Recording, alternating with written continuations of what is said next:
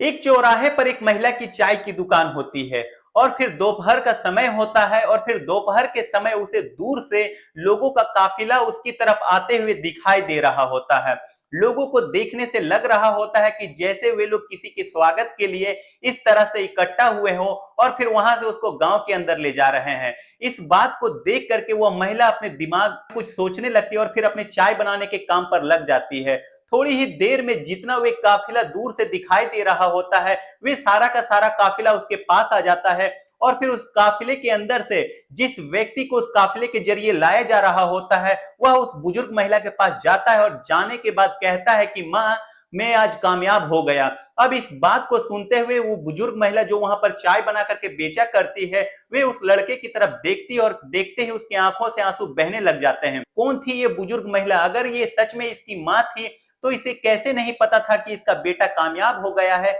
और फिर गांव के कुछ लोग उसको इस तरीके से लेकर के आ रहे हैं। पूरी कहानी की सच्चाई जानने के लिए वीडियो को अंत तक जरूर देखें। छत्तीसगढ़ के अंदर एक बड़ा ही खुशनुमा परिवार रहा करता है और परिवार के अंदर माता पिता है, एक उनका बच्चा है जिसका नाम है रोहित। रोहित जो कि अभी स्कूल में पढ़ा करता है और उसके पिता एक प्राइवेट बैंक में चौकीदारी किया करते हैं। सब कुछ अच्छे तरीके से चल रहा होता, पिता इतने पैसे कमा लिया करते थे जो परिवार का भरण पोषण हो जाता है। लेकिन तभी एक दिन अचानक से रोहित को खबर मिलती है कि किसी कारण से उसके पिता की मौत हो गई है और फिर वह उस बात को सुन करके रोहित पूरी तरीके से टूट जाता है, क्योंकि परिवार के अंदर केवल 3 ही लोग होते हैं और 3 में से एक अब इस दुनिया को छोड़ करके जा चुका होता है। स्टार्टिंग में तो रोहित और रोहित की मां को और लोगों ने, अड़ोसियों पड़ोसियों ने सहारा दे दिया था, लेकिन धीरे धीरे वे लोग भी उनसे दूरियां बनाने लग जाते हैं, क्योंकि कब तक कोई इनको सहारा देगा। इस बात को देख करके जो मां शांति देवी होती है, उसे यह बात बड़ी ही बुरी लगती है और फिर वह सोचने लगती है कि ऐसे समय व्यतीत नहीं होगा। अगर मुझे अपने बच्चे का भविष्य अच्छा करना है तो कुछ ना कुछ मुझे अपने तरीके से करना होगा। और इसी बात को सोच करके माँ जो शांति देवी होती है, वह बहुत ही कठोर फैसला लेती है। दरअसल उस गांव के बाहर से एक रोड जा रहा होता है, जो रोड ज्यादातर चलता रहा करता था और फिर उस रोड के एक चौराहे पर, जहां से उस गांव का रास्ता उससे मिला करता था, वहां पर जाकर के वह एक चाय की दुकान लगाने का फैसला करती है। अब जब यह बात पड़ोसियों से कहती है कि पड़ोसी उसे तरह तरह की बातें बता देते हैं, कहते हैं कि तुम एक महिला हो और फिर तुम इस तरीके से दुकान कैसे लगा सकती हो। लेकिन शांति देवी को अपने बेटे का भविष्य सिक्योर करना होता है और इसी वजह से वह इस बात को नहीं देखती है और फिर वहां पर दुकान लगाने का फैसला कर लेती है। उसके पास अपने कुछ जेवर होते हैं जो कि उसे शादी के टाइम पर उसके पिता ने उसे दिए थे, लेकिन आज वो इन जेवरों को बेच करके वहां पर एक चाय की दुकान का इंतजाम कर लेती है, चाय की दुकान लगाने लगती है और फिर धीरे धीरे करके शांति देवी की चाय की दुकान चलने लग जाती है। अब शांति देवी की जिंदगी कुछ आसान हो जाती है, क्योंकि अब उसके पास एक रोजगार होता है जिससे वह पैसे कमा सकती है और फिर अपने परिवार का भरण पोषण कर सकती है। इसके बाद शांति देवी दिल लगा करके वहां पर काम करती है और फिर अपने बेटे को स्कूल में पढ़ाने लगती है। लेकिन जो बेटा स्कूल के अंदर जाता है तो फिर गांव के बच्चों के जरिए स्कूल के अंदर भी वह पता चल जाती है कि जो रोहित की मां है वह रोड के किनारे एक चाय की दुकान चलाया करती है। तो इसी वजह से जो बच्चे होते हैं उन्हें चिढ़ाने लगते हैं और बेटे को यह बात बड़ी ही बुरी लगती है। तो एक दिन रोहित स्कूल से वापस आता है, जैसे ही अपनी मां को देखता है तो उससे लड़ाई करने लग जाता है। मां अपनी बेटे की नाराजगी के कारण जानना चाहती है, तो उसे पता चलता है कि बच्चे इसको चिढ़ाया करते हैं उसकी मां का नाम लेकर के और फिर इसी वजह से वह ऐसा कर रहा है। तब वो अपने बेटे को समझाने की कोशिश करती है, लेकिन बेटा जो होता है अपनी मां की बात बिल्कुल भी नहीं सुनता है, क्योंकि अभी उसकी ज्यादा उम्र नहीं है। फिलहाल वह 9वीं क्लास में पढ़ा करता है और फिर अभी उसको इतनी सोच समझ नहीं है और इसी वजह से बेटा रूठ करके घर से निकल जाता है और फिर मां घर के अंदर उसे आवाज लगाती हुई ऐसी रह जाती है। रात के लगभग 8:30 बजे के बाद वह अपने घर आता है और फिर घर में जब वह आता है तब तक मां ने उसकी खाना नहीं खाया था और फिर वह अपने एक कमरे के अंदर बैठ करके रो रही थी फूट फूट कर। तब बेटा ऐसे ही चुपचाप घर के अंदर आता है, वह सोच रहा होता कि मां अब तक सो गई होगी, मैं चुपके से घर के अंदर जाकर के आराम करने लगूंगा। लेकिन जैसे ही घर के अंदर जाकर के वह मां की सुस्कियों की आवाज सुनता है तो फिर उसके बाद चुपके से माँ को देखने लग जाता है। माँ जो होती है वह अपने पति के फोटो को गले लगा करके फूट फूट करके रोए जा रही होती है और कह रही होती है कि मुझे भी अपने साथ ले जाते, कम से कम मुझे यह दिन देखना तो नहीं पड़ता। अब इस बात को देख करके बेटा का सारा गुस्सा शांत हो जाता है और फिर वह फौरन से जा करके अपनी माँ के गले लपेट करके वह भी फूट फूट करके रोने लग जाता है। अब बेटे को अपने सामने देख करके माँ एकदम से अपने आंखों को आंसुओं को पोंछ लेती है और फिर उससे कहने लगती है कि बेटा तू कब आया था। तब वह कहता है कि माँ अभी अभी मैं आया था, लेकिन आप इस तरीके से क्यों रो रही हो, मुझे माफ कर दो, मुझसे बहुत बड़ी गलती हो गई है और मैं आगे से ऐसा बिल्कुल भी कुछ नहीं करूंगा। तभी उसकी माँ कहती है कि बेटा तुझे माफी मांगने की जरूरत नहीं है, दरअसल गलती मेरी ही थी जो मैं इस तरीके से चाय की दुकान लगाने लगी थी, लेकिन अगर तुझे कोई और भी विकल्प दिखाई देता है तो बेशक से मैं इस चाय की दुकान को लगाना छोड़ दूंगी, लेकिन तुम मुझसे नाराज मत हो और खाने से तो कोई भी नाराज नहीं होता। इन बातों को सुन करके बेटा और भी बहुत ज्यादा भावुक हो जाता है और फिर वह रो रो करके अपनी माँ को गले से लगा लेता है। अपनी माँ के आंखों के आंसुओं को देख करके उसे सारी दुनियादारी समझ में आ जाती है और फिर जब से उसके पिता की मौत होती है, जब से वह सब कुछ देख ही रहा होता है, किस तरीके से उसके पड़ोसियों ने कुछ दिन तक तो उनका साथ दिया था, लेकिन बाद में वो लोग भी पीछे हट गए थे। अब अगर माँ चाय की दुकान नहीं चलाए तो उन लोगों का जीवन यापन कैसे पार होगा, इसी बात को सोच करके बच्चा अपने आप पर बहुत ही ज्यादा शर्मिंदगी महसूस करने लग जाता है। लेकिन तभी उसकी माँ जो होती है उसके सर पर हाथ फेरती है और कहती है कि बेटा चिंता मत करो, अब सब कुछ ठीक हो जाएगा और जो कुछ तुम्हारे साथ हुआ उसमें तुम्हारी कोई गलती नहीं है।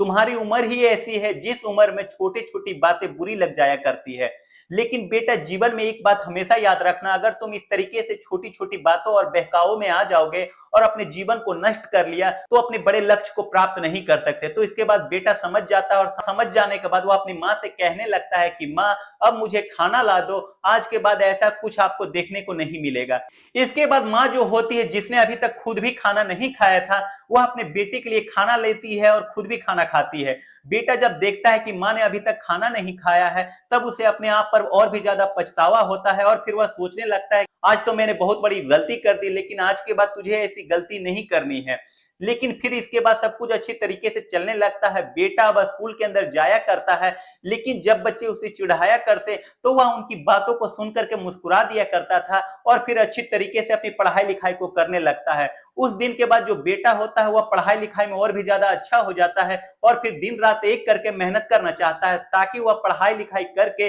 अपनी माँ को इस रोजगार से छुट्टी दिला सके जिस रोजगार के बारे में उसके क्लास के लोग उसका मजाक उड़ाया करते हैं। और इसके बाद धीरे धीरे रोहित की स्कूल एजुकेशन कंप्लीट हो जाती है और फिर सब कुछ अच्छी तरीके से चल रहा होता है। लेकिन स्कूली एजुकेशन कंप्लीट करने के बाद रोहित के दिमाग में इंजीनियर बनने का भूत सवार हो जाता है और फिर वह अपनी माँ से इस बारे में बात करने लगता है। कहता है कि माँ मुझे इंजीनियर बनना है, अगर मैं इंजीनियर बनता हूं तो अच्छे खासे पैसे कमाऊंगा और फिर चारों तरफ आपका नाम भी रोशन हो जाएगा। इस बात को सुन करके माँ बड़ी ही खुश हो जाती है, लेकिन फिर वह मायूस भी हो जाती है क्योंकि रोहित की माँ को पता होता है कि इंजीनियरिंग में बहुत सारा खर्चा आया करता है। उसके पड़ोस का ही एक लड़का इंजीनियर बनने के लिए गया था और फिर उसके माता पिता पैसों के लिए इधर उधर भटकते फिरे थे। तब वह कहने लगती है कि बेटा इंजीनियर बनने में बहुत सारा खर्चा आता है, मैं इतने सारे पैसे का इंतजाम कहां से करूंगी। तब वह कहता है कि माँ आप चिंता मत करो, कुछ पैसे का इंतजाम आप कर लेना और कुछ पैसे का इंतजाम मैं कर लूंगा अपनी पढ़ाई लिखाई के साथ साथ, लेकिन मुझे इंजीनियर ही बनना है ताकि मैं अच्छे खासा पैसे कमा सकूं। इस बात को कह करके बेटे ने माँ का साहस बढ़ाया था तो माँ भी अपने बेटे से कह देती है कि ठीक है बेटे तू चिंता मत कर, तू केवल अपनी पढ़ाई पर ध्यान दे और फिर सारे पैसों का इंतजाम मैं कर लूंगी। तू अच्छी तरीके से पढ़ाई कर ताकि अच्छी तरीके से तू कामयाब हो सके और फिर समाज के अंदर अच्छी तरीके से अपने जीवन व्यतीत कर सके। ऐसा ही कह करके माँ उनसे पूछने लगती है कि बेटा तुम्हें कितने पैसे चाहिए। तब बेटा माँ को बता देता है कि एडमिशन के लिए उसे जितने भी पैसे चाहिए होते हैं। तो माँ कहती है कि ठीक है बेटा कल तुम्हारा इंतजाम हो जाएगा। इसके बाद फिर वह दूसरे दिन अपने दुकान पर जाती है और जैसे ही उसका बेटा उसका हाथ बटाने आता तब उससे कहती है कि बेटा अब तू थोड़ी देर दुकान को संभालना, मैं अभी आती हूँ, मुझे कुछ जरूरी काम है। बेटा पूछता है कि माँ तुम कहाँ जा रही हो। तब वह कहती है कि बेटा तुम चिंता मत करो, थोड़ी ही देर में तुम्हें सब कुछ पता चल जाएगा। इसके बाद माँ जो होती है उसी गांव के एक साहूकार के पास जाती है और फिर वहां जाने के बाद अपने घर को गिरवी रखने की बात करने लगती है। अब जो साहूकार होता है वह उसकी दुकान पर चाय पीने के लिए रोज आया करता था और फिर उसे उसके परिवार की पूरी कंडीशंस के बारे में पता होता है। वह एक भला व्यक्ति होता है। वह कहने लगता है कि ये बताओ तुम्हें कितने पैसे चाहिए। तो वो कह देती है कि मुझे इतने पैसे मेरे बेटे के एडमिशन के लिए चाहिए और फिर मैं ये आपके पैसे धीरे धीरे चुका दूंगी। तो उधर जो साहूकार होता है वह शांति धोबी की मदद करता है और फिर उनसे कहता है कि तुम चिंता मत करो, तुम्हें अपने घर की गिरवी रखने की कोई जरूरत नहीं है, तुम्हें जितने पैसे चाहिए उतने पैसे मैं तुम्हें दे दूंगा और फिर तुम्हारे बेटे की अगर नौकरी लग जाए तो बेशक से तुम इन पैसों को लौटा देना, अगर नहीं लगे तो इन पैसे को देने की कोई भी जरूरत नहीं है। ऐसा ही कह करके साहूकार ने उसकी मदद कर दी थी और शांति देवी उन पैसे को लेने से मना करती है। लेकिन वे साहूकार उनसे कहने लगता है कि देखो शांति देवी, मुझे पता है कि तुम मुसीबतों से गुजर रही हो और एक इंसान ही एक इंसान के काम नहीं आएगा, तो फिर क्या फायदा इंसान के रूप में जन्म लेकर के। इस बात को सुनकर के जो शांति देवी होती है वे उन पैसों को लेने के लिए तैयार हो जाती है और फिर उन पैसों को लेकर के अपने बेटे के हाथ में थमा देती है और कहती है कि ये लो बेटा, तुम्हारे एडमिशन के लिए ये सारे पैसे का इंतजाम हो गया है और अच्छे से अपनी पढ़ाई लिखाई करो और तुम्हें कैसी भी कोई जरूरत नहीं है कहीं भी परेशान होने की, पैसों का इंतजाम मैं कर दूंगी, केवल तुम अपनी पढ़ाई पर फोकस करो। इसके बाद जो बेटा होता है उन पैसों के बारे में पूछने लगता है तो शांति देवी उनसे बता देती है कि इस तरीके से उस साहूकार के पास मैं अपने घर को गिरवी रखने के लिए गई थी, लेकिन उसने कह दिया कि कोई बात नहीं, बेटे की पढ़ाई की बात है तो तुम इन पैसों को ले जाओ और फिर अगर तुम्हारा बेटा अच्छे तरीके से नौकरी लग जाता है, कमाने लग जाता है, तो तभी तुम उन पैसों को लौटा देना। इस बात को सुनकर के जो शांति देवी का बेटा होता है रोहित, उसके दिमाग में बहुत सारी बातें चलने लग जाती है। वे साहूकार के प्रति उसकी इज्जत और भी ज्यादा बढ़ जाती है और फिर वह सोचने लगता है कि इंसानियत आज भी जिंदा है। इसी बात को सोच करके जो रोहित होता है वह दिन रात अपनी पढ़ाई में मेहनत करने लग जाता है, क्योंकि उसे जल्द से जल्द पढ़ लिख करके कामयाब होना है और फिर उस साहूकार के पैसे लौटाने हैं। इसके बाद रोहित उस कॉलेज में एडमिशन करवाता है और कॉलेज में एडमिशन करवाने के बाद अपनी इंजीनियरिंग की पढ़ाई को करने लग जाता है। रोहित की मां ने भले ही उसे मना कर दिया हो, लेकिन जो रोहित होता है फिर भी कॉलेज के बाद भी पार्ट टाइम काम किया करता है ताकि वह अपने खर्चे की ज्यादा से ज्यादा पूर्ति कर सके और उसके मां को उसको थोड़े से ही पैसे उनको लिए भेजने पड़े। वह अपनी मां से कम ही सहारा लिया करता है, लेकिन जब भी उसके पेपर आया करते तो उस टाइम पर 2 महीने के लिए वह काम नहीं कर पाता और उन 2 महीनों में उसकी मां को उसके लिए और भी ज्यादा पैसे भेजने पड़ते हैं। इन 2 महीनों तक जब उसकी बेटे की पेपर होती है तो उस टाइम पर मां को बहुत ही ज्यादा संघर्ष करना पड़ता है। दिन में एक टाइम खाना खाती ताकि उसके बेटे के लिए पैसे जमा हो सके और फिर फिलहाल वह साहूकार के पास नहीं जाती है, क्योंकि साहूकार ने भले ही उससे कह दिया था लेकिन वे साहूकार के पास जाने के लिए परहेज करती है, क्योंकि साहूकार ने उसकी मदद एक बार कर दी थी और शांति देवी बड़े ही खुददार महिला होती है और इसी वजह से वह दोबारा उसके पास जाना नहीं चाहती थी और जैसे तैसे करके अपने बच्चे की फीस का इंतजाम करते रहती है। अब इसी तरीके से समय बीतता रहता है और धीरे धीरे उसका बेटा जो होता है फाइनल ईयर में पहुंच जाता है। अब जैसे ही कॉलेज के अंदर फाइनल ईयर में वह आता है तो उसी दौरान कॉलेज के अंदर कुछ कंपनियां आती है जो यहाँ से बच्चों को अपने कंपनियों में अपॉइंटमेंट करने के लिए आई होती है और फिर यहाँ पर आकर के वे इंटरव्यू लेने लगते हैं। अब जब रोहित यह बात देखता है कि यहीं से कंपनी आ रही है और यहीं से उनको ले जाएगी और उसके बाद उनकी कमाई चालू हो जाएगी, यानी कि कंपनियां बच्चों को अपने पास रखा करती और ट्रेनिंग पीरियड के दौरान भी उनको कुछ ना कुछ वेतन दिया करती। अब जब रोहित इन सब चीजों को देखता है तो वह सोचने लग जाता है कि मैं अभी से इनमें से किसी कंपनी में लग गया तो फिर मेरी जिंदगी सेटल हो जाएगी और फिर उसके बाद मेरी माँ को वो काम नहीं करना पड़ेगा। और यही बात सोच करके रोहित उन कंपनियों में इंटरव्यू देने के लिए तैयारी करने लग जाता है और फिर दिन रात एक कर करके वह अच्छी तरीके से तैयार हो जाता है। अब जैसे ही इंटरव्यू का दिन आता है तो रोहित भी सभी बच्चों के साथ इंटरव्यू देने के लिए वहां पर जाता है। फिर वहां पर अलग अलग कंपनियों के अलग अलग केबिन बने होते हैं जिन सभी के अंदर उन बच्चों को बुलाया जाता है और सभी से इंटरव्यू लिया जाता है और इसी तरीके से सभी लोग उन कंपनियों के केबिनों में जाया करते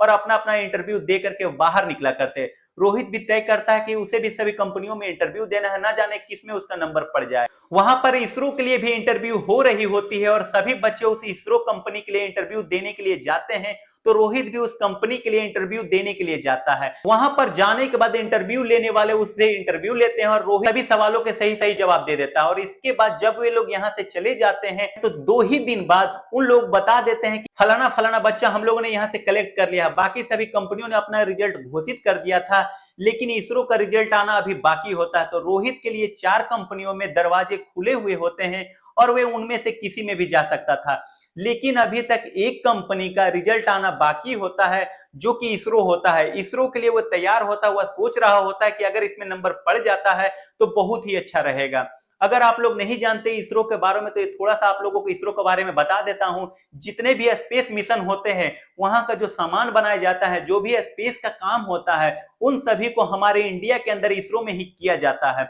और इसरो के अंदर रॉकेट लॉन्च वगैरह और जो भी चंद्रयान वगैरह और इन सभी काम इसरो के अंदर ही किए जाते हैं। और यही कारण था कि जो रोहित होता है उस कंपनी के लिए राह देख रहा होता,